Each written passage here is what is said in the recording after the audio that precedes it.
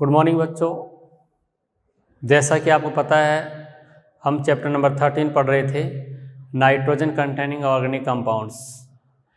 इसमें आपको last cyanide isocyanide बता रहे थे। ए पार्ट लिया था एमीन, बी पार्ट लिया था बीडीसी, पार्ट सी लिया था हम लोगों ने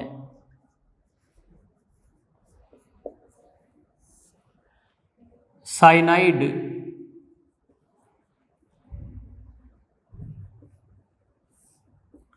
तथा आइसो साइनाइड, ये ले रखा था हम लोगों ने। ठीक है बच्चों, इसमें हम लोगों ने इसकी रासायनिक अभिक्रियाओं का अध्ययन कर लिया था। रासायनिक अभिक्रियाओं में हम ये देख रहे थे कि इसका प्रिपरेशन कैसे हो रहा होता है। इसका प्रिपरेशन करने के लिए एल्किल हैलाइड लिए थे, ठीक है कि नहीं, जिसमें आप चैप्टर नंबर 10 में भी डिस्कस कर चुके थे। इसके बाद में आप लोगों को बताना था इसके भौतिक गुण।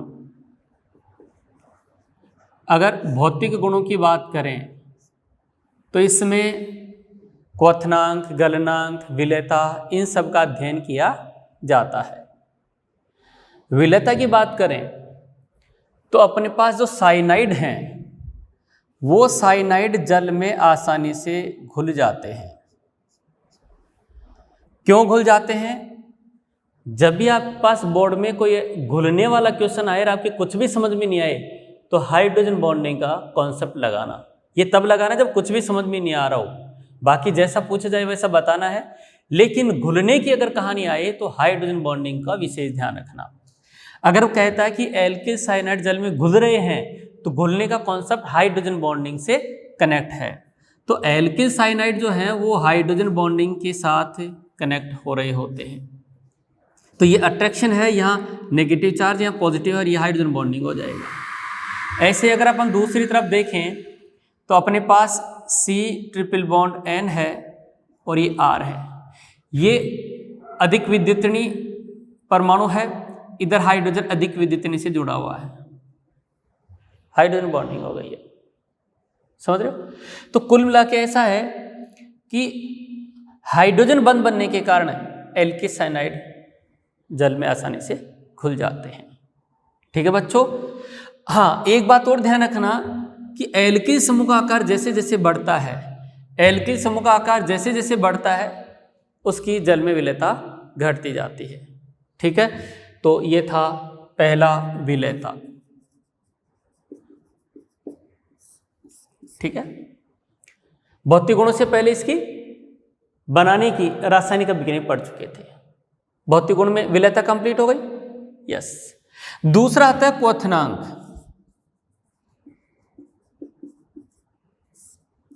क्वथनांक होता है बॉइलिंग पॉइंट। अगर बॉइलिंग पॉइंट की बात करें तो जिनमें दो अणुओं के बीच में अट्रैक्शन ज्यादा होता है उनका क्वथनांक तुलनात्मक रूप से ज्यादा होता है। सामान्यतः हम ये भी कहते थे कि जिसका अणुभार ज्यादा होता है उसका क्वथनांक ज्यादा होता है। तो देखो बच्चों, अगर मैं साइनाइड की बात करूं तो इसमें डाइपोल मोमेंट इसी डायरेक्शन में है, यानी इसमें द्विध्रुव की कहानी आपने अध्याय नंबर 5 11th में पढ़ चुके हैं, केमिकल बॉन्डिंग में। तो द्विध्रुव आकर्षण जो है वो ज्यादा है। ठीक है, अब होता क्या है कि जो एल्किल आइसोसाइनाइड होते हैं उनमें यूं चल रहा है, यानी इसका डाइपोल अट्रैक्शन कम होता है, इसका द्विध्रुव आकर्षण कम होता है, इसका द्विध्रुव आकर्षण बल अधिक होता है। द्विध्रुव आकर्षण बल अधिक होने के कारण क्वथनांक अधिक हो जाते हैं। तो हम ये कह देते हैं कि यदि अणुभार समान हो, जैसे यहां भी CH3 है और यहां भी CH3 है, अब आपसे पूछ लिया कि बताओ किसका क्वथनांक अधिक है, तो आप ये कहेंगे कि साइनाइड के। एल्किल साइनाइड के क्वथनांक आइसोसाइनाइड की अपेक्षा अधिक होते हैं। सुन लीजिए फिर से, एल्किल साइनाइड में द्विध्रुव आकर्षण बल एल्किल आइसोसाइनाइड की अपेक्षा अधिक होता है। इसीलिए अणुभार समान होने पर या समावयवी साइनाइड आइसोसाइनाइड में आइसोसाइनाइड की अपेक्षा साइनाइड के क्वथनांक अधिक होते हैं। इस तरीके से साइनाइड आइसोसाइनाइड के भौतिक गुण खत्म होते हैं। अब देखेंगे इसकी रासायनिक अभिक्रियाएं कि साइनाइड आइसोसाइनाइड किनके साथ रिएक्शन करके क्या क्या बनाते हैं। यस,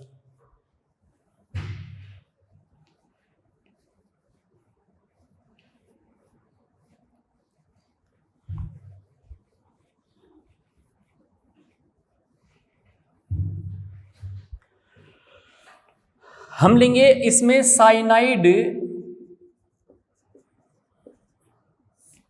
तथा आइसो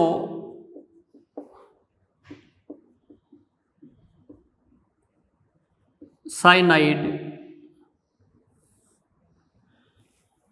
की रासायनिक अभिक्रिया।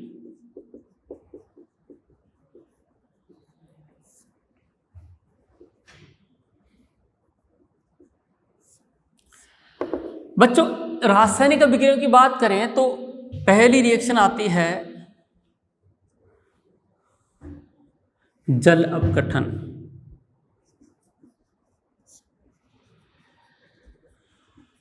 यस, मैं यहां ये लिख सकता हूं, अध्याय 10 में पढ़ लिया। आपको याद होगा कि साइनाइड का जब जल अपघटन करते थे तो आंशिक जल अपघटन से एमाइड बनता था, पूर्ण जल अपघटन से कार्बोक्सिलिक एसिड बनता था। वह देखें आप, लेक्चर भी वहां है, हटाया नहीं अभी। आइसोसाइनाइड के जल अपघटन से एमीन बनते थे और फॉर्मिक एसिड बनता था। कंप्लीट। दूसरा अपचयन किसका? साइनाइड तथा आइसोसाइनाइड का। अगर अपचयन की बात करें, रिडक्शन की बात करें, तो आपको काफी अच्छा फील होगा जब मैं लिख दूंगा अध्याय नंबर 10 में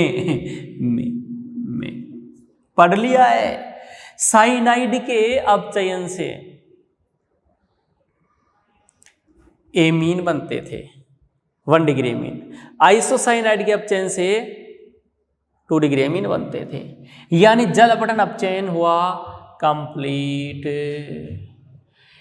इसके बाद में 3 नंबर अभिक्रिया आती है, थॉर्प अभिक्रिया।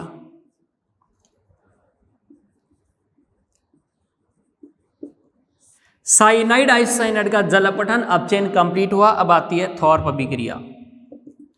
थॉर्प यहां वैज्ञानिक का नाम है। उसने कहा कि जब साइनाइड के 2 मॉलिक्यूल सोडियम तथा ईथर की उपस्थिति में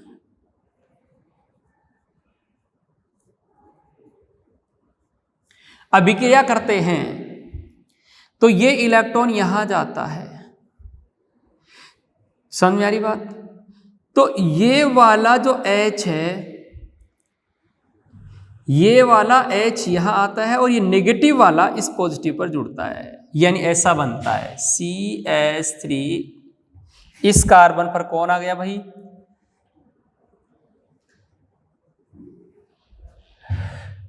आपको समझाने के लिए इसे लिख सकता हूं मैं, सिर्फ आपको समझाने के लिए। ये 90 का कोण नहीं होता है, 180 का होता है।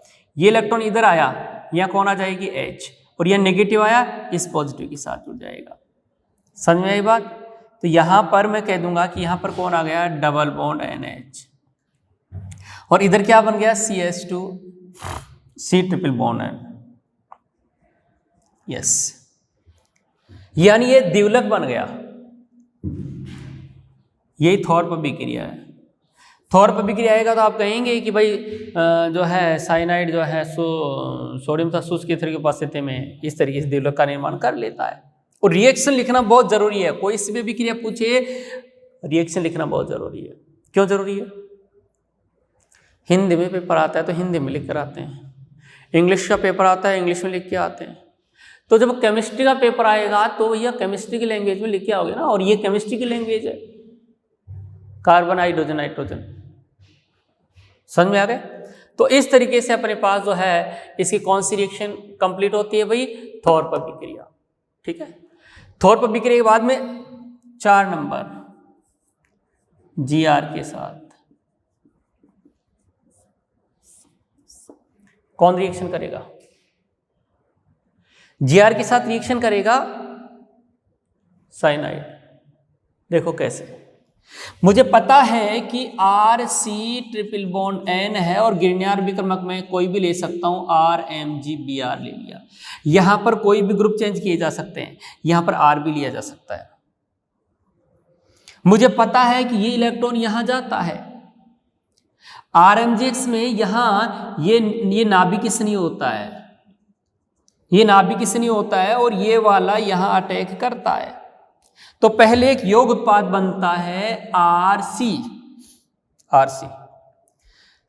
डबल बॉन्ड N, एक इलेक्ट्रॉन ही आ गया। देखो ये इलेक्ट्रॉन ही आ गए या नेगेटिव, नेगेटिव पर कौन आएगा? पॉजिटिव, Mgx, और X कौन है? Pr। ठीक है, ये वाला जो नाभिक किसनी है वो यहां अटैक करेगा, क्योंकि इलेक्ट्रॉन इधर जाने से यहां धनावेश पैदा होता है, धनावेश पैदा होता है उस पर नाभिक किसनी आता है, तो यहां पर आ गया CH3। ठीक है, अब इसका होगा जल अपघटन एसिडिक मीडियम में, तो यहां से जो डबल बॉन्ड है वो ब्रेक होता है और ये यहां से ये ब्रेक होगा तो ऑक्सीजन इधर आएगी। थोड़ा डिजाइन से लिख देता हूं मैं, ठीक है नहीं, ये O, ये H और ये H यहां से टूटता है और ये क्या बनता है? Ketone, double bond O CH3 plus, दोनों हाइड्रोजन नाइट्रोजन पर आ गई तो ये बन गया NH2MgBr। इस तरीके से कीटोन बनते हैं।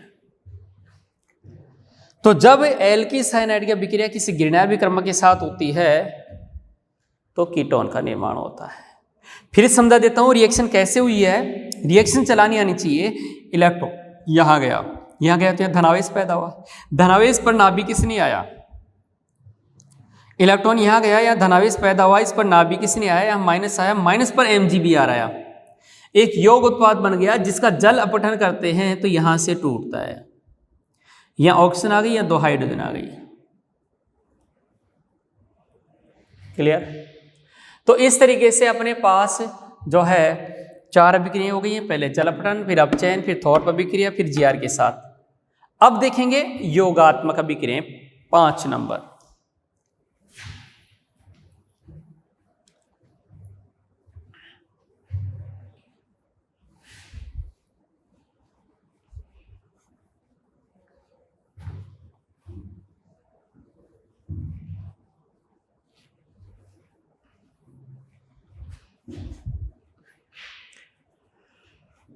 पांच नंबर योगात्मक अभिक्रिया। Addition reaction. बच्चों मेरे पास जो आइसोसाइनाइड है, जैसे मैं ले लेता हूं CH3N ट्रिपल बॉन्ड C, ये एल्काइल ग्रुप कोई सा भी हो सकता है। ठीक, योग करने के लिए आप यहां क्या ला सकते हैं? यहां आप ला सकते हैं सल्फर ला सकते हैं, ओजोन ला सकते हैं, क्लोरीन ला सकते हैं, क्लोरीन ला सकते हैं, ओजोन ला सकते हैं, सल्फर ला सकते हैं, HgO ला सकते हैं। यानी isocyanide chlorine, ozone, sulphur mercuric oxide के साथ योगात्मक अभिक्रिया देते हैं। और वो योगात्मक अभिक्रिया कैसे देते हैं? देखो, क्लोरीन के साथ Cl2। यहां ये जो दोनों क्लोरीन हैं, ठीक है, वो दोनों क्लोरीन इस कार्बन के साथ कोऑर्डिनेट बॉन्ड बनाती हैं। यानी इसके पास 2 इलेक्ट्रॉन यहां है, ऐसा है। इलेक्ट्रॉन नजर नहीं आता लेकिन इलेक्ट्रॉन है यहां, 2 इलेक्ट्रॉन हैं और ये कोऑर्डिनेट बॉन्ड है। जब यहां 2 क्लोरीन आती है, एक इसके साथ जुड़ती है, एक इसके साथ जुड़ती है, तो दोनों इलेक्ट्रॉन नाइट्रोजन के पास आ जाते हैं और प्रोडक्ट क्या बनता है? फिर सुन लीजिए, ये आइसोसाइनाइड है, या 2 इलेक्ट्रॉन है, एक के साथ एक क्लोरीन, दूसरे के साथ दूसरी क्लोरीन, और ये दोनों इलेक्ट्रॉन नाइट्रोजन के पास, ऐसा बनता है CH3N डबल बॉन्ड कार्बन, एक क्लोरीन दूसरी क्लोरीन, हो गया योग। तो ऐसा हुआ क्लोरीन के साथ। अगर मैं लेता हूं CH3N ट्रिपल बॉन्ड C और ओजोन के साथ रिएक्शन करवाता हूं, तो वही कहानी, एक ऑक्सीजन आके यहां जुड़ जाएगी डबल बॉन्ड से और ये बन जाएगा CH3N double bond C double bond O, ऐसे बन जाएगा ये। बात समझ आ गई? प्लस यहां से कौन चली जाएगी? O2। तो ओजोन के साथ रिएक्शन करते हैं तो ये जो डबल बॉन्ड है ऑक्सीजन के साथ डबल बॉन्ड से जुड़ जाता है और ये इलेक्ट्रॉन इसके पास आ जाते हैं, ये बन जाता है। ठीक है,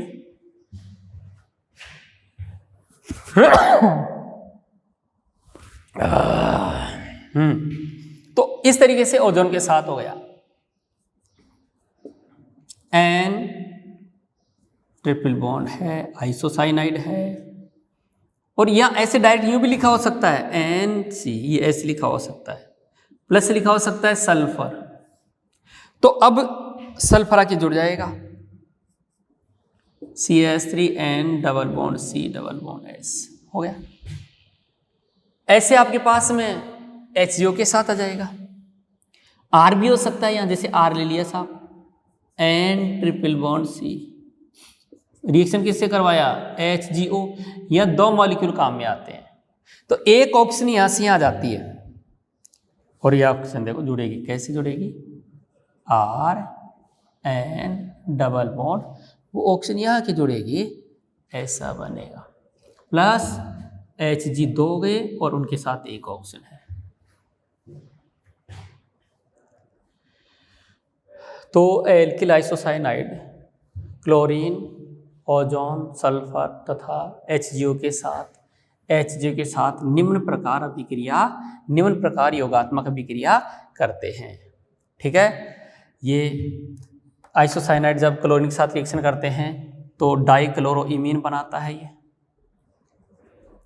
डाइक्लोरोइमीन बन रहा है, ये है, ये ज़्यादा इंपॉर्टेंट है। मेथिल आइसोसाइनेट, मिक पहले भी आया था, मेथिल एन पहले आता है तो आइसो वर्ड आएगा, एन बाद में आता है तो सीधा साइनेट आएगा। ठीक है, इसका नाम हो गया methyl isocyanate, methyl isocyanate MIC, mike नहीं है ये, हाँ माइक नहीं है बोलने वाला, मिक, मेथिल आइसोसाइनेट। ये वही गैस है जिसकी वजह से 1984 में भोपाल गैस त्रासदी हुई थी। भोपाल गैस त्रासदी के लिए यही जिम्मेदार है भाई, समझ में आ गया? यस। अब इसमें क्या हुआ, इसमें ऑक्सीजन के जगह सल्फर आ गया तो आइसोथायोसाइनेट हो जाएगा, तो इसको क्या बोल देंगे? Methyl isothiocyanate. ठीक है, इस तरीके से कंपाउंड बनते हैं। अब ये क्या बन गया ये तो मुझे भी नहीं पता, सर नहीं पता, अरे दिख रहा है नहीं यार, ये दोनों एक ही तो है, मेथिल आइसोसाइनेट, मेथिल आइसोसाइनेट। तो इस तरीके से साइनाइड आइसोसाइनाइड की कौन सी रिएक्शन हो गई भाई? ये योगात्मक अभिक्रिया। इसमें एक रिएक्शन और आती है समाविवीकरण। यस, 5 नंबर रिएक्शन लेंगे समाविवीकरण।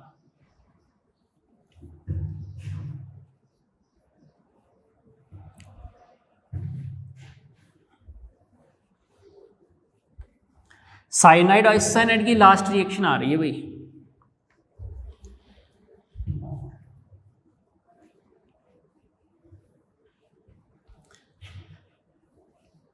लास्ट रिएक्शन आ रही है क्या? 6 नंबर।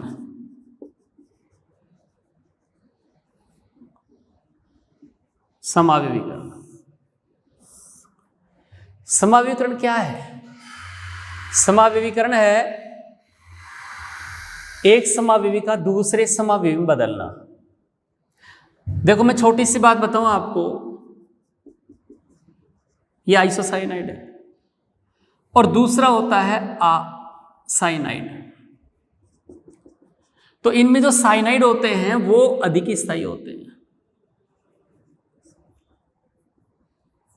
ठीक है सर, आपने तो आप सिस्टमेटिक ऐसे सोने जैसे अक्षर में नहीं लिखते हो भाई, अपने पास सोना है ही नहीं यार। ठीक है, इसलिए पता है ऐसे लिख देते हैं। आपकी समझ में आ रहा है, दिख रहा है ना आपको? यस, अधिक स्थायी और ये कम स्थायी। ठीक है, अब मेरे पास कम स्थायी है तो ज्यादा स्थायी में जा सकता है, और इसके लिए बोला गया है कि अगर आपके पास RN ट्रिपल बॉन्ड C है और उसको आप गर्म कर रहे हैं उच्च ताप पर गर्म कर रहे हैं, तो वो टूट टाट के और समाविकृत हो जाएगा और बन जाएगा RC ट्रिपल बॉन्ड N। ये आइसोसाइनाइड था,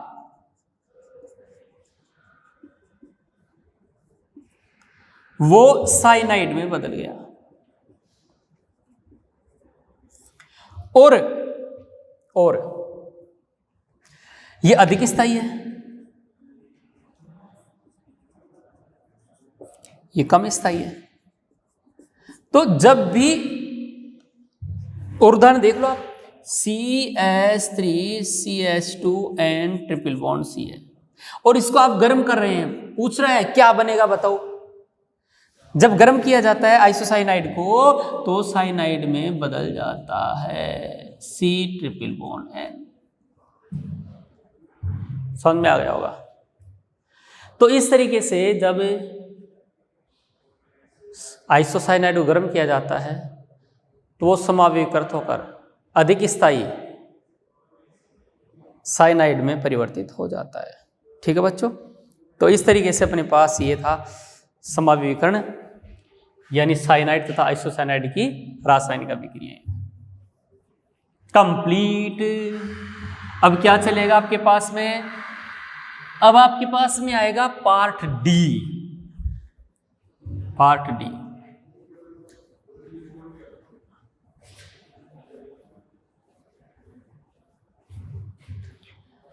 और पार्ट डी में अपने पास आता है यूरिया। समझ में आ रही बात?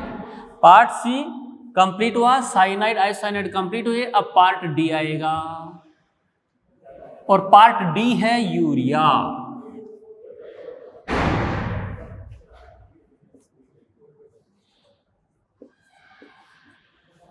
यस, ये रिया नहीं है, यूरिया। आजकल रिया ज्यादा ही छा रही है सुर्खियों में, रिया चक्रवर्ती और सुशांत वाला मामला है ना। तो ऐसे नहीं सर रिया पढ़ाएंगे, अरे रिया नहीं पढ़ाऊंगा मैं पढ़ाऊंगा यूरिया।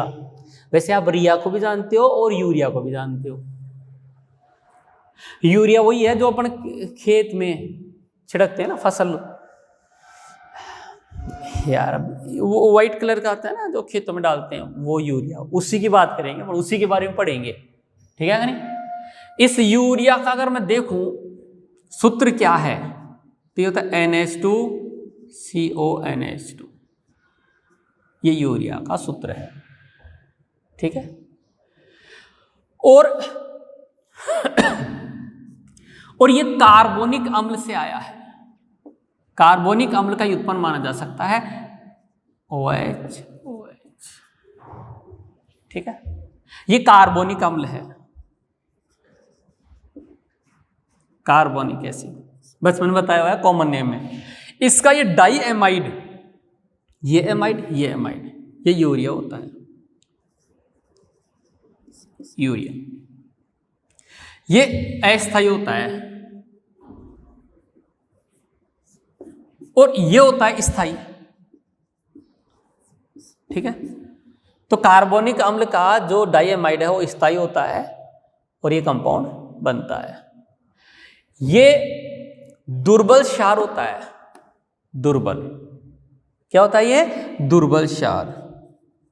और ये क्षार भले इसके पास लोन पेयर बहुत सारे आपको नजर आ रहे हैं, लेकिन ये एक ही प्रोटॉन लेता है।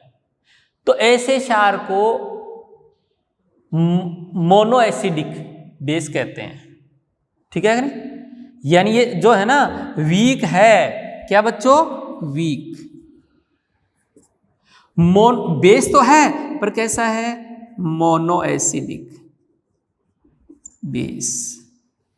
दुर्बल एक अम्लीय क्षार है, यानी ये एक ही H+ ले सकता है। कैसे लेगा वो इसकी क्षारीय प्रकृति में बताएंगे। समझ, ये एक ही H+ क्यों लेता है वो अपन बाद में बताएंगे। ठीक है, तो ये ध्यान रखना कि ये क्या है भाई? वीक मोनो एसिडिक बेस होता है। एग्जाम में इसका यूपीएससी नाम पूछ लेता है। ठीक है, नहीं क्या पूछ लेता है? यूरिया का IUPAC नाम क्या है? ठीक है, तो देखो जब भी नामकरण किया जाता है तो सबसे पहले क्रियात्मक समूह देखा जाता है। जब भी नामकरण किया जाता है तो सबसे पहले क्या देखते हैं? क्रियात्मक समूह। अब आपको क्रियात्मक समूह इसमें कीटोन भी नजर आ रहा है, इसमें एमीन भी नजर आ रहा है, इसमें एमाइड भी नजर आ रहा है। जब एक में ही एक से ज्यादा नजर आए, जब आपको एक ही यौगिक में एक ही जगह एक से ज्यादा नजर आए, कौन? क्रियात्मक समूह। तो जो वरीयता में ऊपर होता है उसको मुख्य क्रियात्मक समूह मान लिया जाता है। तो इसे मुख्य क्रियात्मक समूह क्या आ गया? एमाइड। अब ये क्या बन गया? प्रतिस्थापी। प्रतिस्थापी का नाम क्या है? एमिनो। NH2 प्रतिस्थापी है एमिनो, तो मैं इसका क्या कह दूंगा? एमिनो प्रतिस्थापी। जनक श्रृंखला में एक कार्बन तो मेथ संतृप्त यौगिक है ये।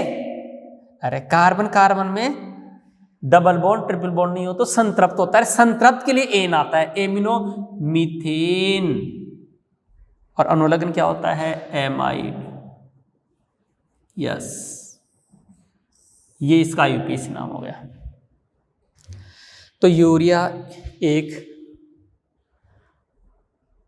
वीक मोनोएसिडिक बेस होता है जिसका यूपीएससी नाम एमिनो मिथेनेमाइड होता है। अगर अंग्रेजी नहीं लिख सको तो हिंदी में लिख देना ऐसे, एमिनो मेथेनेमाइड। ये लो भैया, एमिनो मेथेनेमाइड। या चाहो तो ऐसे कर लेना, एमिनो मेथेनेमाइड। ठीक है बच्चों? यस। अब आपको पता है हर एक पार्ट में जो कंपाउंड आया उसके विरचन की विधियां, उसके भौतिक गुण और रासायनिक अभिक्रियाओं का अध्ययन किया जाता है। तो इसमें यूरिया में हम पहले इसके विरचन की विधियों का अध्ययन करते हैं। ठीक है? यस। तो यूरिया के विरचन की विधियां,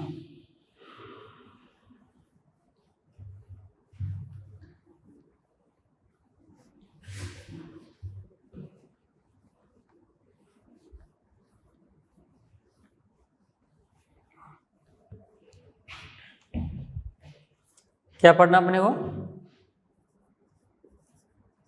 यूरिया के विरचन की विधियां।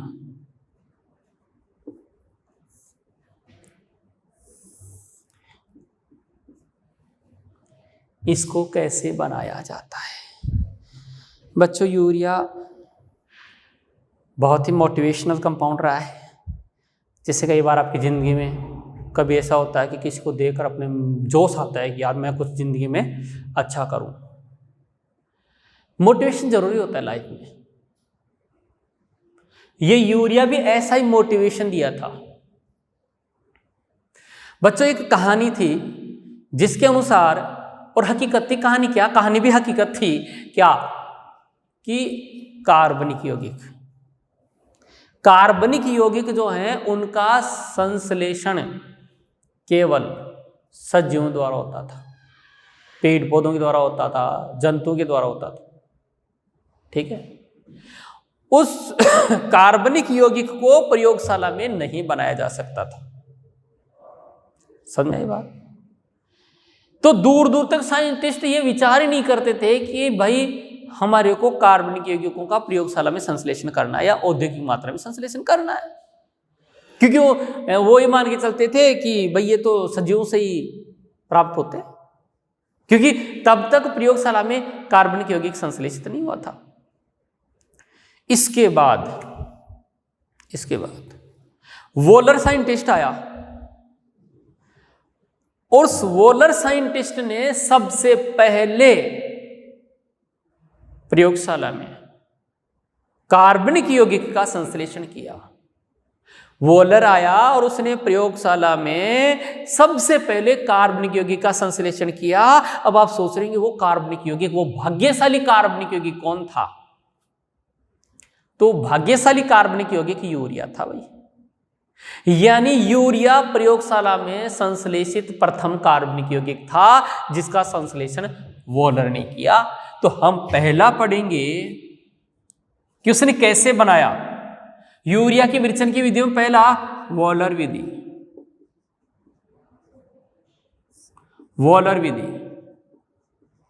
उसी के नाम से जानी जाती है भाई। यस, और जैसे यूरिया का संश्लेषण हुआ, साइंटिस्ट लोगों को पता चला, अरे वाह, कार्बनिक यौगिक को तो भाई प्रयोगशाला में संश्लेषित किया जा सकता है। फिर तो भाई उनमें ये जोश आया, लग गए भाई कार्बनिक यौगिक को संश्लेषित करने में। और आज देखो जी, इतने कार्बनिक यौगिक संश्लेषित कर लिए, इतने कर लिए, अपने को कार्बनिक रसायन अलग से पढ़नी पड़ रही है, और उसमें भी अलग अलग चैप्टर पढ़ने पड़ रहे हैं। ठीक है, तो वोलर विधि की बात करते हैं हम लोग। मतलब वोलर ने किया यूरिया बनाने के लिए, उसने उद्देश्य नहीं लिया था मुझे यूरिया बनाना है। वो तो बस बन जाते हैं, फिर देखते हैं अच्छा ये बन गया। ऐसे नहीं होता कि मुझे यूरिया बनाना इसलिए ये सब करूंगा, नहीं। वो तो सिंपल वे, इसको मिलाया, ये दोनों को भिड़ाया, ये बन गया। यार ये क्या बना, ऐसे। तो वोलर ने अमोनियम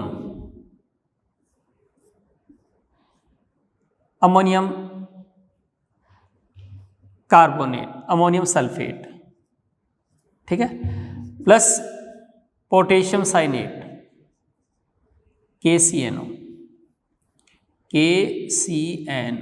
कसिनो नहीं है, पोटेशियम साइनेट, इन दोनों को उसने मिलाया। पहले मिलाया तो रिएक्शन हुई तो इसका देखो अमोनियम प्लस है, SO4-2 है, पोटेशियम प्लस है और ये माइनस है। तो इसका प्लस इसका माइनस से भिड़ गया, और देखो पोटेशियम को, सल्फेट को कौन ले गया? पोटेशियम। क्या बन गया?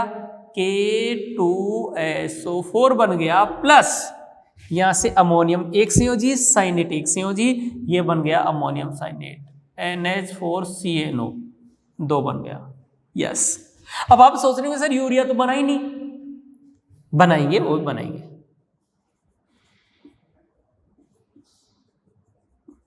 इसका नाम है अमोनियम सल्फेट। आप इन यौगिकों के नाम याद रखो तो इनकी कहानी लिखना बहुत आसान हो जाएगा। अभी बताता हूं कैसे। Ammonium cyanate, sulphate, potassium साइनेट,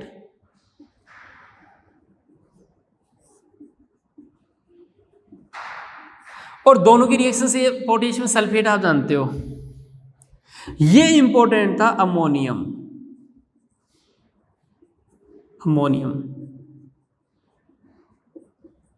साइनेट। Ammonium साइनेट। वाह जी वाह। तो जब अमोनियम सल्फेट की अभिक्रिया पोटेशियम साइनेट के साथ करवाई तो अमोनियम साइनेट मिल गया। अमोनियम साइनेट जब गर्म किया गया, ये गर्म का साइन है, ये गर्म किया गया तो यहां पुनर्विन्यास हो गया। पुनर्विन्यास मतलब इसी मॉलिक्यूल में इधर उधर जुड़ना, रीअरेंजमेंट।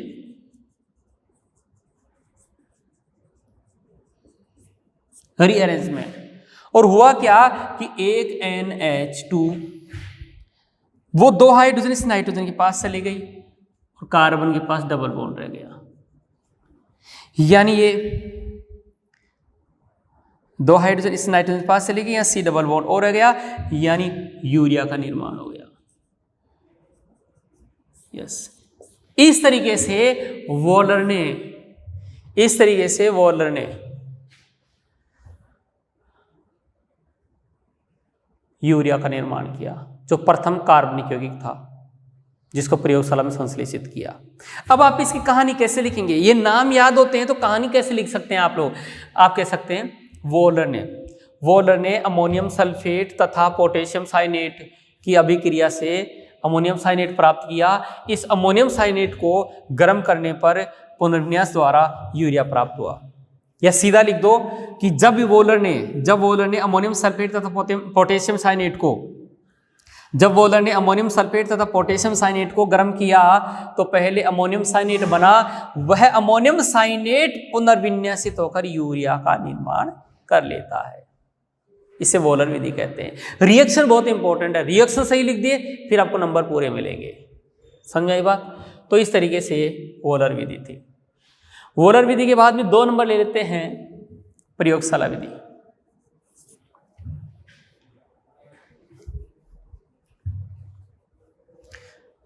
प्रयोगशाला विधि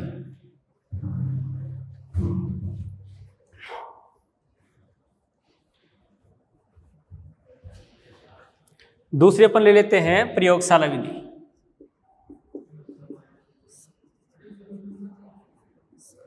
बहुत ही आसान है।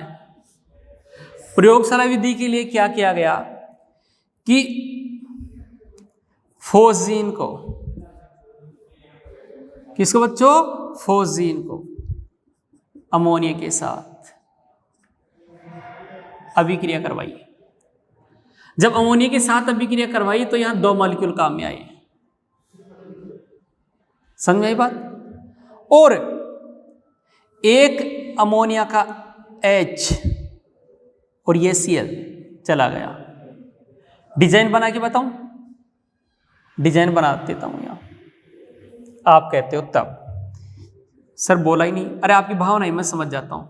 ये कौन है बच्चों? फोर्सिन। और अमोनिया देखो NH2H। तो यहां से कौन चला गया? HCl। यहां से चला गया HCl। क्या बन गया? NH2CONH2 plus 2HCl। तो प्रयोगशाला में क्या किया? अमोनिया और फोजीन को मिला के गर्म कर दिया, अभिक्रिया करवा दी, यूरिया बन गया।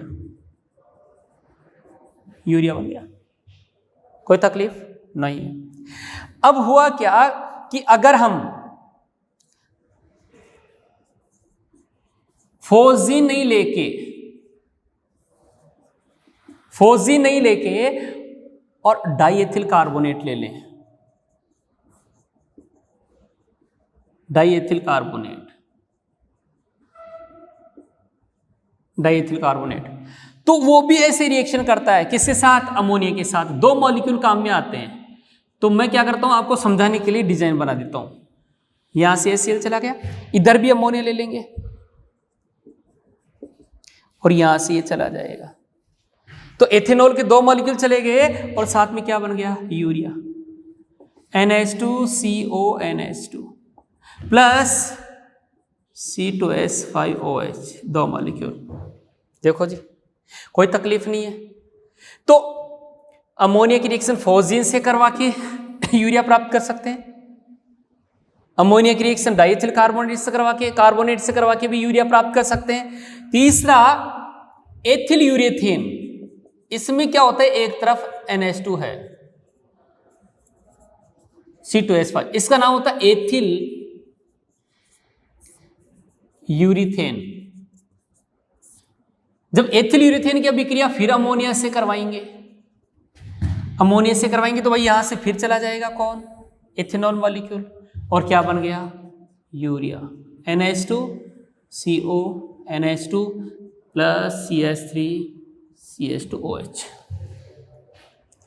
तो बच्चों इस तरीके से प्रयोगशाला में यूरिया का निर्माण होता है।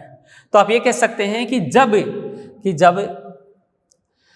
फोजीन या डाइएथिल कार्बोनेट या एथिल यूरेथेन की अभिक्रिया अमोनिया के साथ करवाई जाती है तो यूरिया प्राप्त होता है।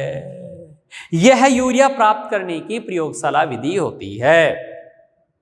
फिर सुन लीजिए, जब फोजीन या डाइएथिल कार्बोनेट या एथिल यूरेथेन की अभिक्रिया अमोनिया के साथ करवाई जाती है तो यूरिया प्राप्त होता है। यह यूरिया प्राप्त करने के प्रयोगशाला विधि होती है। मेनली आपको रिएक्शन चलानी आनी चाहिए। अब यहां तो मैंने डिजाइन बनाकर बता दी, यहां भी डिजाइन बनाकर बता दी। एग्जाम क्वेश्चन आ गया, निम्न अभिक्रिया को कंप्लीट कीजिए, COCl2 प्लस NH3 मुख्य उत्पाद बताओ, मेन प्रोडक्ट बताओ क्या होगा। तो देख लो बच्चों, यहां तो मैंने फोजीन और अमोनिया की डिजाइन बनाकर समझा दी, एग्जाम में डायरेक्ट ऐसे पूछ लिया, बस ये अपने को समझ में आ जाना चाहिए। तो बच्चों हम यूरिया की विरेचन की विधियों को कंटिन्यू करेंगे, ठीक है कि नहीं। फर्स्ट ली थी वोलर विधि, दूसरी प्रयोगशाला विधि। जब अपन नेक्स्ट लेक्चर में आएंगे तो लेंगे औद्योगिक विधि तथा साइनेमाइड से, ठीक है बच्चों। समय सीमा को ध्यान में रखते हुए इस लेक्चर को यहीं फिनिश करते हैं। नेक्स्ट लेक्चर में पार्ट डी यूरिया ही लेंगे, यूरिया की विरेचन की विधियों में 3rd नंबर लेंगे। Thank you.